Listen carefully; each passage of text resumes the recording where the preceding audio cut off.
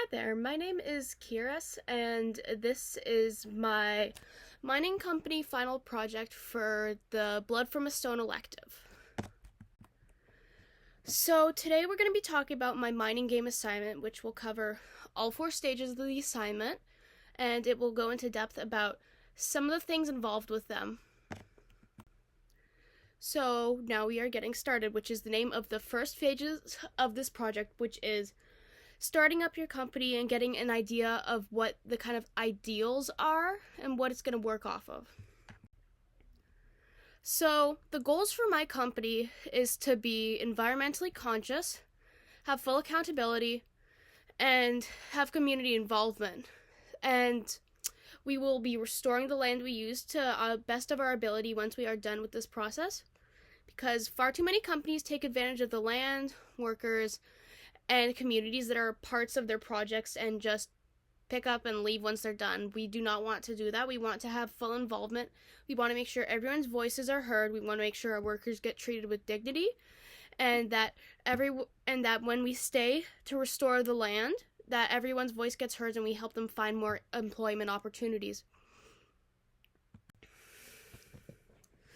My company has decided to mine rare earth elements as our primary mineral of choice. These minerals are abundant across the globe and are always going to be in demand now due to the fact that they are used in everyday electronics such as the computer or phone you're watching this on, the laptop I'm recording this on, the lights in your cars, your TVs, and basically everything else. If the supply of these minerals stopped, the results of these would be felt across the globe. And this also leads into my next point, which is that most of the world's supply of rare earth elements are mined and supplied from China. With tense relationships currently happening between China and the West now, if China was to suddenly stop supplying rare earth elements, there would be an impact that would be felt by everyone in the industry and consumers everywhere. Though by having an alternative supply which is not located in China, though perhaps somewhere in the West, we have a backup plan if this event did come to pass, so that we would not need to rely solely upon China's rare earth elements, and we would be prepared in case of a situation like that. And I have decided to host my mining operation in Canada, as I kind of hinted at before, something in the West. This may seem like a slightly strange choice, though I feel it aligns with my company's values very well, because one of our main goals is transparency, and we are going for being completely open with the community we are working in, and we want their input on what we're working through.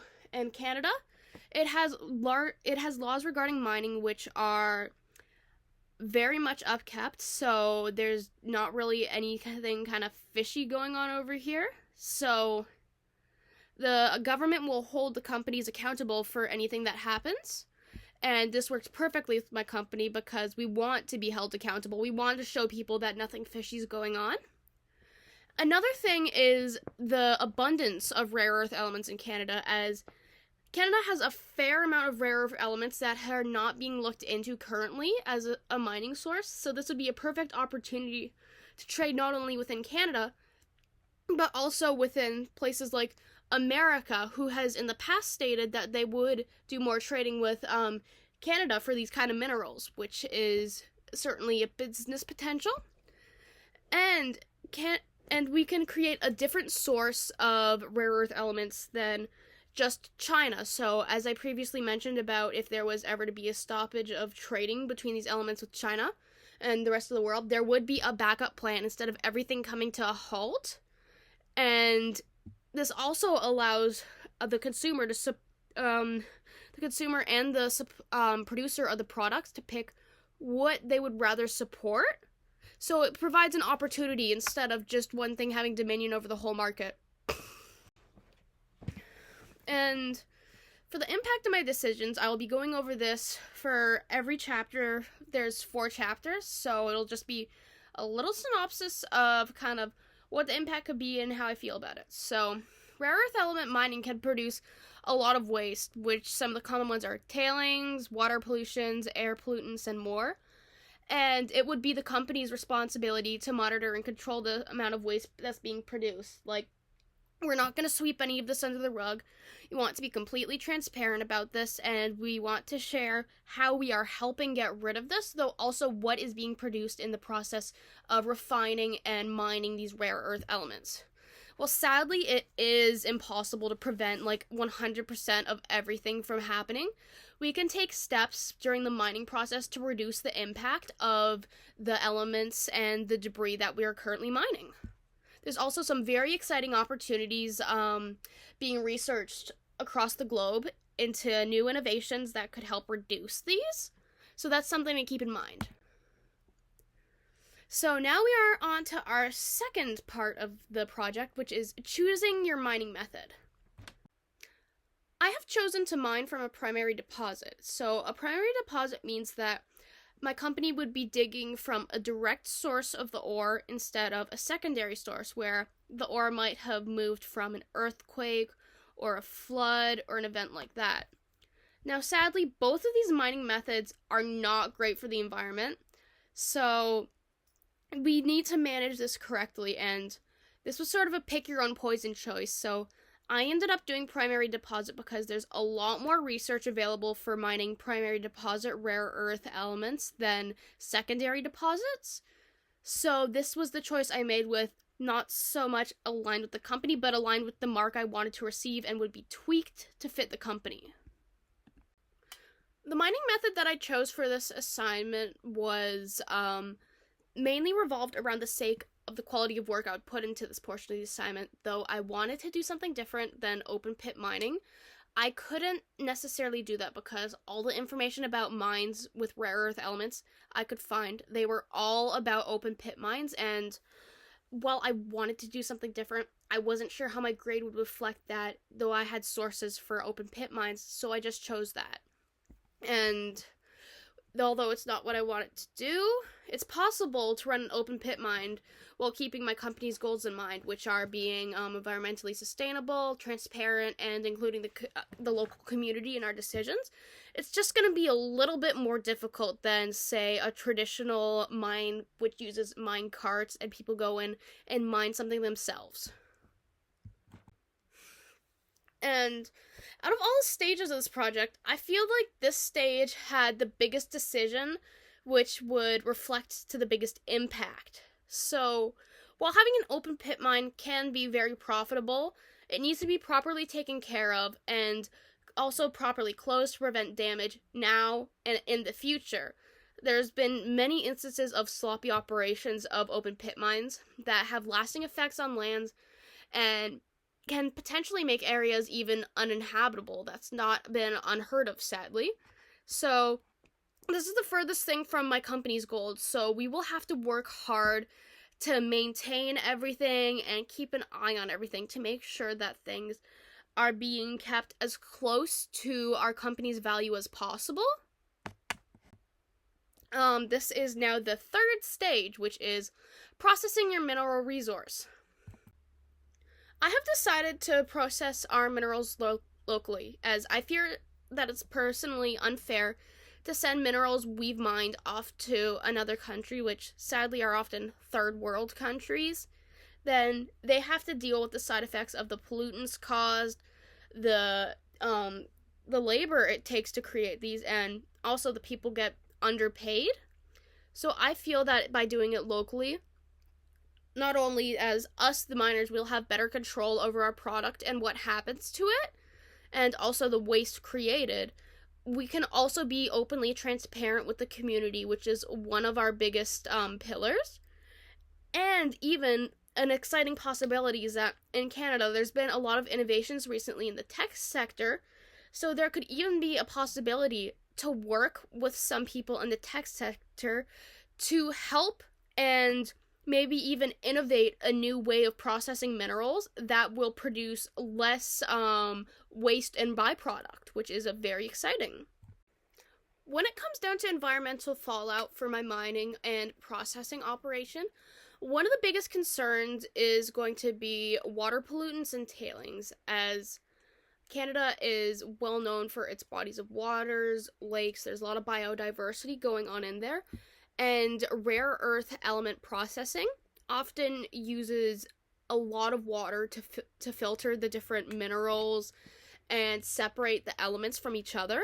And there is a distinct possibility that these waters will get contaminated in this process. So these wastewaters need to be properly contained, potentially cleaned, and ensured to be saved. Though another issue that also has potential for being caused by this type of mineral specifically is radioactive waste, as rare earth elements usually form in clusters. It's hard to say necessarily what you're going to bring up alongside those elements when you mine them out, and especially once you process them down to smaller levels. So there's a very distinct chance that you might get some radioactive waste in there. And this is harder to contain, though it can be safely disposed of through various means such as incineration and being contained just in a container of its own. By processing my minerals locally, I can avoid shipping my product off to another country to have them deal with the waste, which I know I've previously stated my opinion on. Though this does mean that the waste will have to be contained and or cleaned locally depending on what type of waste this is. Though I personally believe this is a small price to pay for being transparent and also doing the morally correct thing. And another issue could be that the local community will not want these pollutants near them. There is, I know a certain group which is called Not in My Backyard, which is when people protest for the development of these things near their home, worried about how this will affect them. Though I hope that my company being transparent about our processes and everything we're going to be doing with the community and letting them know that their voices are heard in our process will help alleviate some of this issues, and we can have a happy medium for both parties in this situation. Now, this is the fourth and final part of this project, which is its closing time. So this is talking about closing down our mine and returning the land to how it was before. My company goals will help with remediation efforts of the land which was used for the mine. So one of our core ideals is to leave the land as we found it, which is very important to us. Another one is to keep the community in the loop. We're not going to pull out the moment that the remediation effort is done with the land. We'll stay and we'll help our employees find new jobs so that they can continue to support themselves and potentially their families in the future, and the community will remain successful. And we will also remain accountable for the years to come if there's any issues with the land that come out regarding our use of mining it. So, like, issues with the stability of the soil, for example, and other things, we'd go and we'd help resolve it as we can, because we understand how devastating these problems can be if they are unchecked, and how hard it is for people living nearby to not have their voices heard. So we will be taking full initiative regarding these situations. Due to the fact that our mine is located in Canada, which is a developed nation, we will be held accountable to remediate the land used for this project by the government of Canada, which it will take a government-approved plan of how we're going to go about returning everything to the way it was before. This remediation plan is probably going to take several years to come to fruition, and by doing this over a period of time, we can make sure that we are doing everything needed to get the job done correctly, that we are not cutting corners, and we are ensuring the best future for this land. And closing a mine can take a long period of time in order to be done correctly. Sadly, many companies skip this step and abandon their project, which can very easily be seen if you go online and you search like urban exploration for abandoned mines. It's sadly very common, and this has negative impacts on the environment and the local community. By leaving in a hurry, this leaves workers with no opportunity to find another job if they weren't already looking. And this is why we've decided to stay and help our workers find new employment whilst we are in the process of closure and working to shift our mining site back to an environment to be used.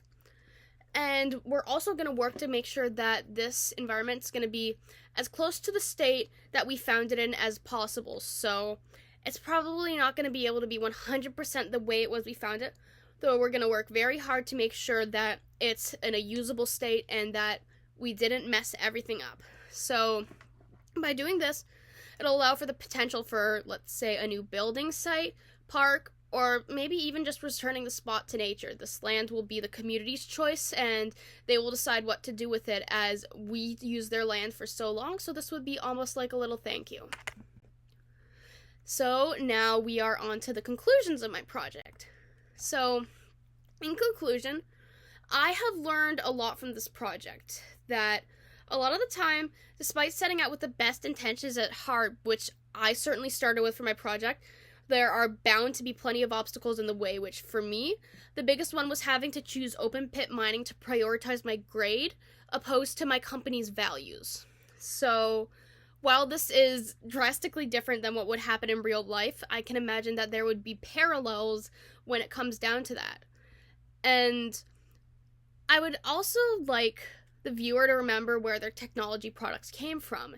So like Apple, Samsung, whatever, just remember that these sources are coming from somewhere, and a fair amount of the time it is going to be a third world country or a place where the workers are underpaid.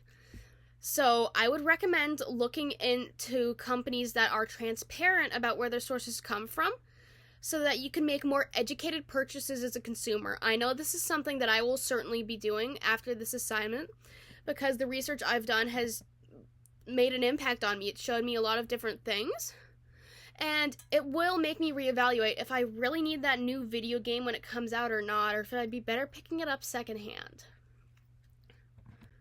So this is a list of my references, and that is the end of my presentation. I hope you have enjoyed it.